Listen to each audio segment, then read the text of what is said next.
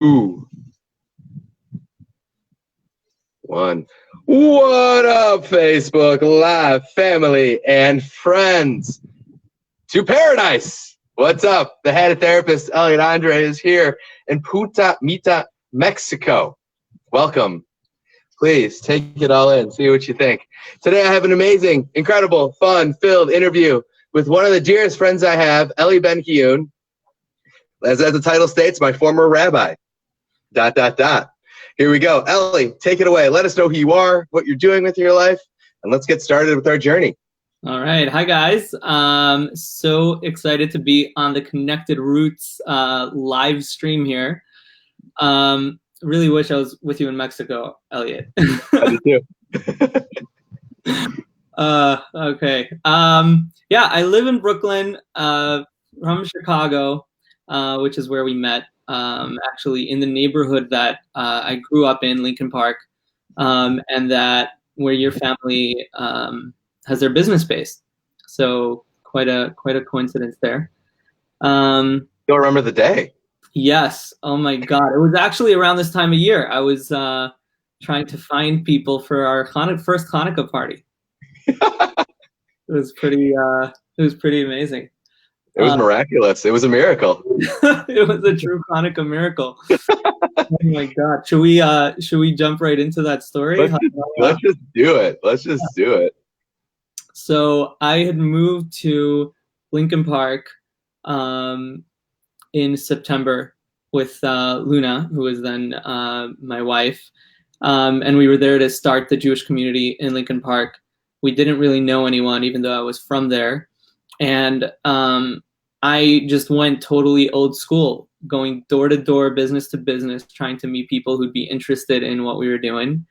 I walked into Hainig's Footwear, which was at the time on Armitage Avenue, and our mutual friend who worked there was like, hey. We were just reminiscing about off camera. Exactly. He was like, across the street, there's a Jewish guy. He works at Lori's. You should go talk to him.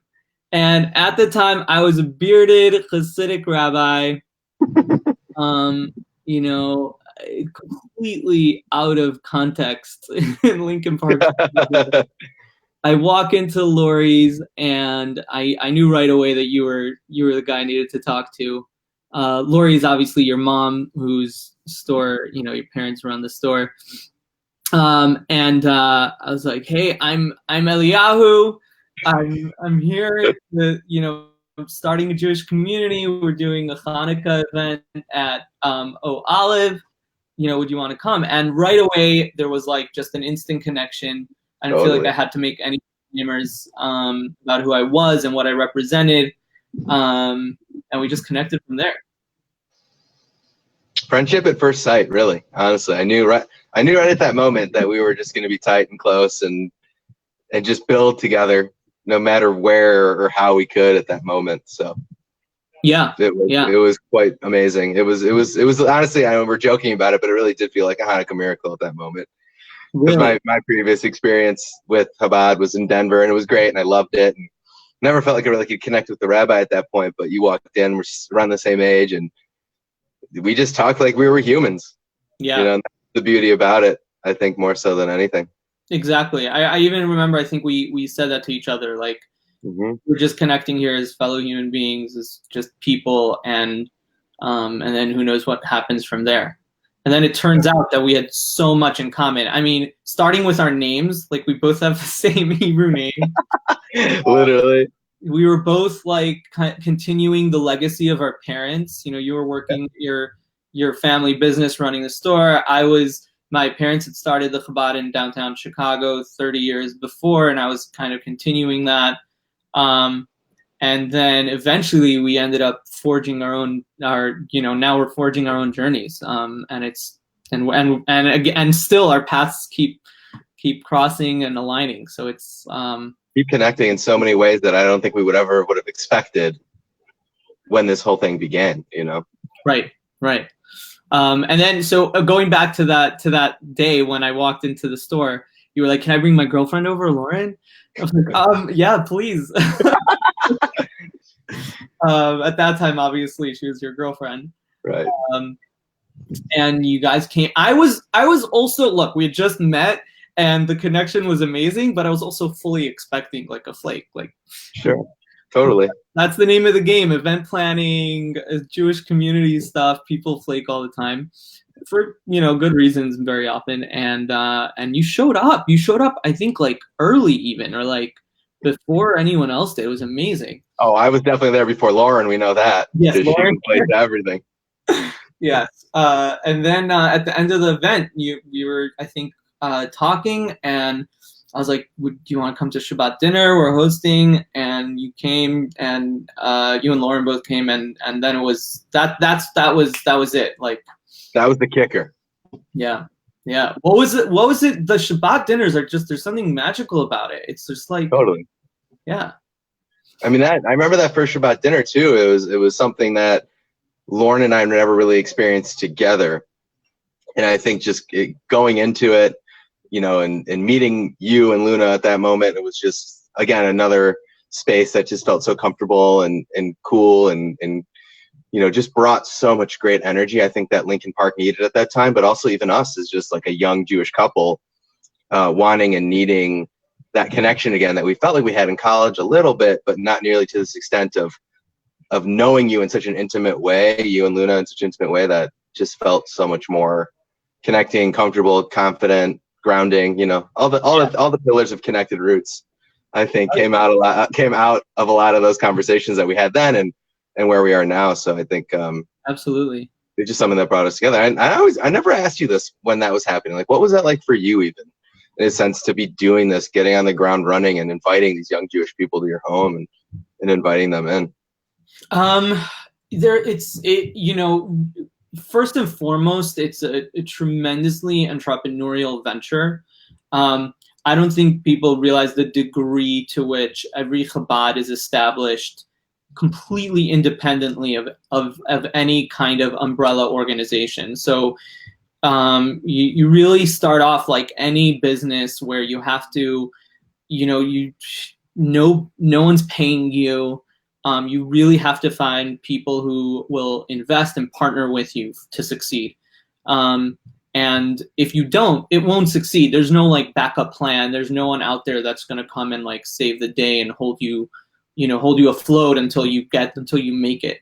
And you know what that's like. You've started your own business, and it's really a matter of complete, total, dedication and perseverance to make it work. And I've always been fascinated with starting my own brand, and now I'm in branding. So it's interesting how like the trajectory continues. And to me, starting a Chabad house was, about community, about Jewish life, and it was a completely wholesome experience. I was able to bring forth all of my talents to making this community happen. And I love that. I love that being a Mod Rabbi. Thank you. So, and then, so I was raised with this. My parents started a Chabad 30 years ago, as I mentioned, and I always loved it. Growing up, I loved being around the people in our community. So it felt very natural.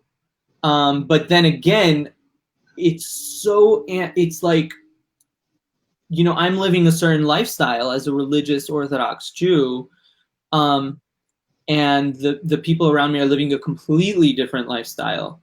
And there are so many misconceptions about, what my agenda would be, when really I was looking just to connect with people. Yes, and that's what you did. Someone like you who, validated what I was doing and saw past just the external look was so validating, and it was so like, wow, I'm doing something right. So that was just like, that's something I'm just so grateful for. It was to find people where we can see past each other's like external differences. Right. Yeah. I mean, it's a total, the misconceptions of anything, really. I mean, it keeps us from connecting sometimes, and it's really unfortunate how we keep that so close to us in our society in a lot of ways that we don't allow, based on what we see or what we hear, to really propel us into those kind of super deep connected relationships. And I think that's one thing that we did so well within our own friendship, but also just bringing other Jewish people to the Chabad, and inspiring them to really see that as well. Mm-hmm.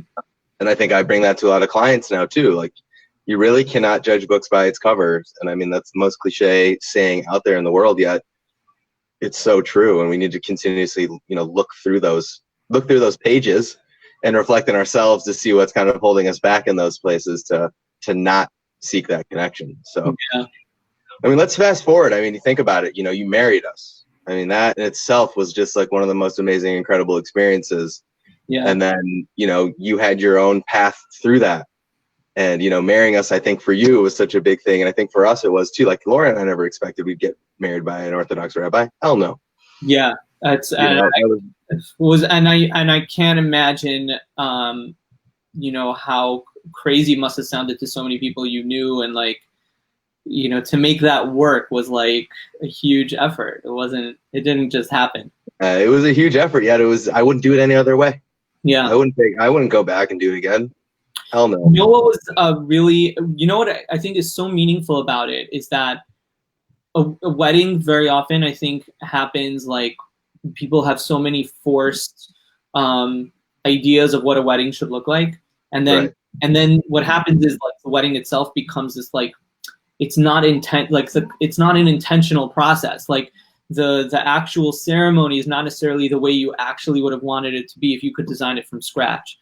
And you and Lauren really like designed the entire wedding to be intentional and to be meaningful as like, you were, how you would have wanted it to be. So I think everyone felt that way and was just like, it was such a fun night. I mean, that was such I mean, that's what everybody says, right? Unless they're blowing smoke up my ass.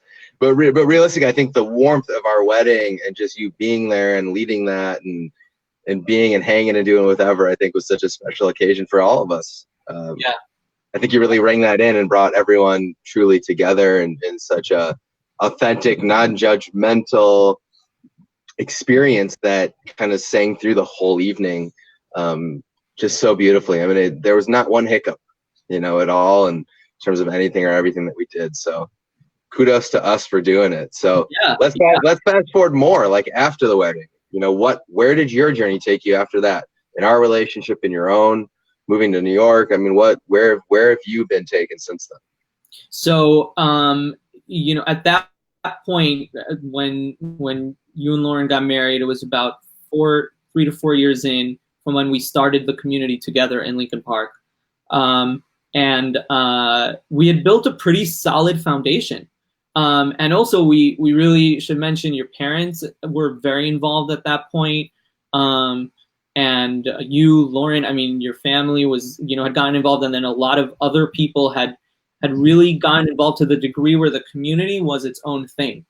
I think one of the most essential foundations of a successful business or organization is that it needs to live outside of just the charisma or strengths of the founders.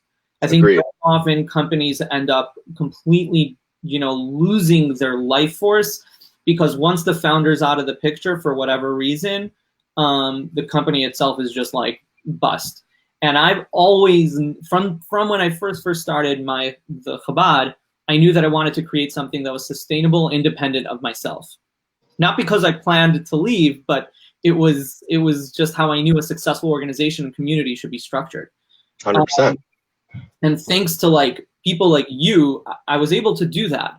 And around that time, I realized that, I might want to live a different life. I might, I love the world and I'm very curious, and I've always wanted an opportunity to explore the world thoroughly and kind of just live from meaningful experience to the next. And I knew that as a rabbi, as a religious person, I couldn't do that as thoroughly as I wanted to. So I made a decision, which was a really hard decision. But I made it together with the people in our community that it would be, best if I moved on, but the community would still stay there. And it is. Which it did and does. We did. Yeah. Yeah. And that's thanks to Mendy and Bracha, my brother and sister-in-law, and their family. They picked up where we left off. And they've managed to continue to grow the community. And then I went from there to just like starting a journey where I wasn't thinking 10 years ahead. I wasn't thinking, what do I want my life to look like and what's my plan? The plan was no plan. The plan was no plan is a great plan. Every fucking day, like one day to like, this was a meaningful day. This was an awesome day. Let's see what tomorrow brings. And I cannot tell you like the level of agency that I found in my own life. And I'm sure this is like a lot of the work you do with your clients is like finding agency. Like I felt like I had total agency in my life, and I've been able to find that till today. I mean, me, I was quite overweight at the time. I was not taking care of myself. Sure. And I completely transitioned my life in so many ways. Focusing on my health, on my wellness, and on you, on me, yes, on you completely. Yeah, exactly. And exploring what creative expression looks like to me, and then I discovered like, oh my God, like I love to write, I love to play music, I love to perform, and I've been pursuing that ever since. I mean, that's it seems like what your truth is, and I think we often forget what our truth is when we do get established in an amazing organization that really takes a lot from us, and doesn't really allow us. I mean, we can be part of it, but sometimes we get too involved to the point where there's no difference, between business and pleasure or business and life and what have you in relationships. So I think you spearheaded that in such a way that I think is inspiring to me, and not just me, but so many other people out there. I mean, I hear your story and I hear, where you are now and how much happier and so much more you are, like authentic self. And I get excited every time I talk to you now. Can I tell you something? You and I, so we used to go while I was still a rabbi and we were building the community together in Lincoln Park. We used to go out for beers, and you used to really love challenging me with like, really intense questions, like and you wouldn't let it go. It was like you really wanted to dig. And, totally. And I really think that from when we first met, you always felt that there was something more there. And I think it kind of bugged you that I wasn't like actually fully living it.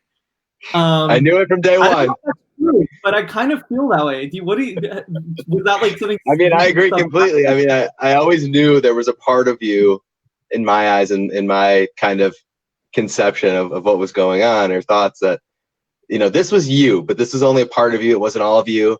And I think that's what I always picked up on, was like, you were able to have these types of conversations, dive deep and talk about Torah or scripture or whatever and relate it to life. Yet there was still a part of me that knew that you could do this and you could talk and you could spew it off, but it wasn't 100% authentically you in those moments. Like, I feel like you had other opinions or wanted to say things that maybe you felt like you couldn't, or felt uncomfortable talking about, or just like it wasn't the truth behind the eyes, if that makes sense. Like, it was there and it was authentic, don't get me wrong, just there was still like a couple things that, like a couple onions needed to be peeled back.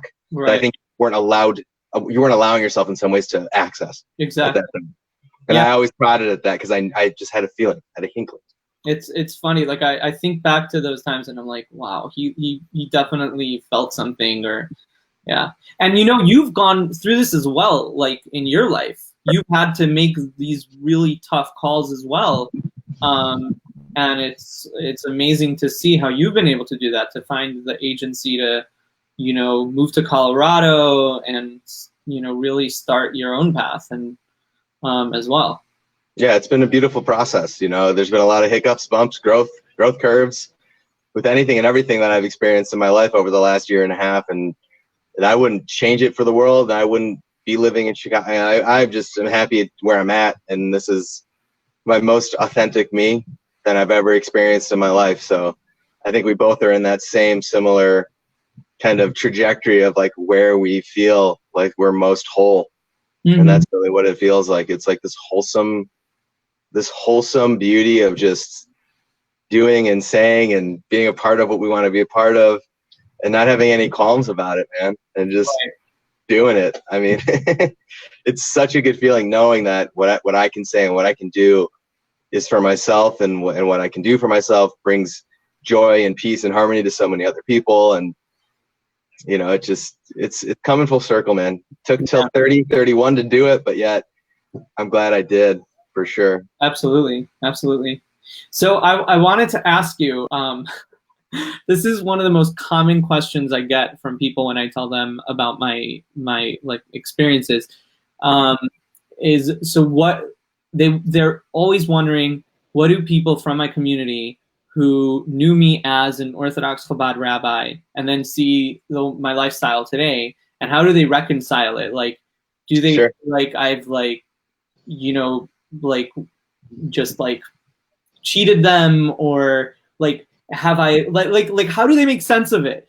And I don't know.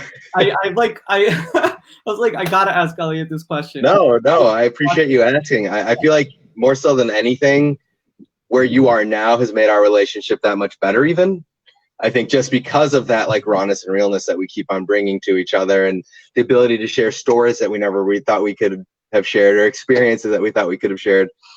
And to me, that vulnerability within you and me to just kind of let each other know like what's up, just as like homies, you know, homies, close friends, people who care about each other so much, it just brings another level of excitement to my life to be continuing to be your friend and really immersing myself in that. I think, you know, the transition, I think for me was a little bit difficult at first because of just the way that happened, and like how abrupt some of that stuff was. But yet, you know, seeing you and talking to you and communicating with you now, I think it just feels that much more like as whole. And and it's the best way I can describe it is like our relationship now is just an elevated version of our relationship was when it was before. Right. Do you mind if we go there? Like, what was like, what was the difficult part? Like, I'd love to understand that. And I'm sure there were, and I understand, but I would I mean, I think the most difficult part was just like knowing that there was a possibility that if you were not at Chabad, our relationship would not be as strong as it is now. Oh, like just the fear of knowing that, like, could we have a relationship outside of this that was actually, you know, meaningful and similar and just as authentic and vulnerable? I think, wow. Yeah, for me, it was really scary to think that, you know, maybe this was really built off of the community rather than like us as individuals. Wow. So it wasn't so much the confusion of like, one day I'm encouraging you to like come to a service or, you know, come to a Torah class, and then the next day I'm like living a completely different lifestyle. It was more the relationship. Yeah, because I think you would do that either way if we were just friends, you know, and it's something that we both shared. I think you would still be, hey, I'm going to Chabad tonight. Come to the store. You know, like I would enjoy doing that with you. Yeah. You know what I mean? Yeah. You know, I had a really fascinating experience on Sunday. I was at the march in New York City. That was like, the No Hate, No Fear march. And someone asked me, they were like, oh, so what made you leave your community? And I was about to answer, and I was like, you know, I actually didn't leave my community. I just live a different lifestyle, but I'm still very much connected with my community. And I think I've been blessed to have not experienced like some kind of traumatic event that made me like resent where I come from, and want to leave my community. So it's actually, I've just been very fortunate for that. But that allowed me to stay connected to like the people that I was always connected to, and stay really the same person and not feel like it's like some kind of break, you know? And I think a lot about the people that we were also close with in Chicago, in our community, that when I left, like hoping that can stay, that connection can stay, that relationship can stay. And I think to a large degree, like for sure, in our case and with many others, it has. Yeah, and it's been incredible. I mean, just like any relationship, things transition, things change, and it's just been really cool to be able to know that everything and anything, peel back all the layers, like the reason that we are close is because of what we share together, no matter what it is. If you were to take away all the Judaism, all the this, all that, whatever, we'd still be there. Right. And that's what I always hold on to, knowing that, like I can rely on you. I know we're always gonna be able to talk. I know that anything, it doesn't matter. We can shoot the shit for hours, and just enjoy that connection in communication so much, and the ability to share stories now, and not that we couldn't before, but even more so now about our different lifestyle choices and relationships. Yeah. I mean, that in itself is worth everything to me. Yeah, that's crazy. Just to know that we can also laugh about those things now is just the greatest thing ever. It really puts a smile on my face no matter what. Absolutely. And I think it's been so cool. So Elie, before we sign out, man, before I head back to the bar and hang out with my boys, which I have to. I told them it'd only be 20. We're at 26, but that's okay.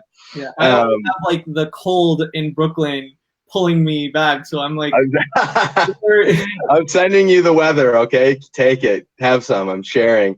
So you have your website down in the description here, but like, what are you seeking? What's your ask? I think for people out there right now that see your face now and can connect me and you together, like, what do you want? What do you need?